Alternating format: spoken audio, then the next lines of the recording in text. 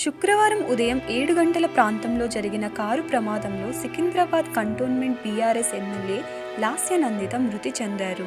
ఆమె తండ్రి దివంగత ఎమ్మెల్యే సాయన్న అకాల మృతితో ఇటీవల జరిగిన సాధారణ ఎన్నికల్లో తొలిసారిగా శాసనసభ్యురాలిగా పోటీ చేసి సమీప ప్రత్యర్థి అయిన ప్రజాయుద్ధ నౌక గద్దర్ కూతురు వెన్నెలపై 17,169 ఓట్ల మెజారిటీతో గెలిచారు. అయితే చిన్న వయస్సులో ఎమ్మెల్యేగా గెలుపొంది అందరి మన్ననలు పొందింది లాస్య నందిత.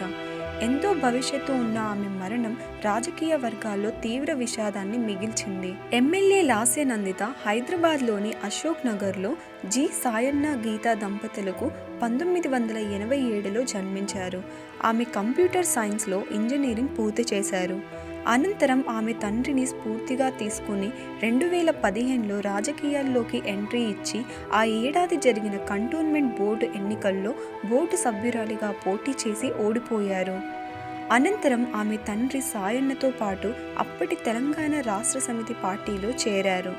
2016లో జరిగిన జీహెచ్ఎంసీ ఎన్నికల్లో కార్పొరేటర్గా గెలుపొందింది. మళ్ళీ 2021లో కార్పొరేటర్గా పోటీ చేసి ఓటమి పాలయ్యారు. ఇక 2023 ఫిబ్రవరి 19న కంటోన్మెంట్ సిట్టింగ్ ఎమ్మెల్యే సాయన్న అనారోగ్య కారణాలతో మృతి చెందడంతో 2023లో సీఎం కేసీఆర్ ఆమెకు సికింద్రాబాద్ కంటోన్మెంట్ సీటు కన్ఫర్మ్ చేశారు.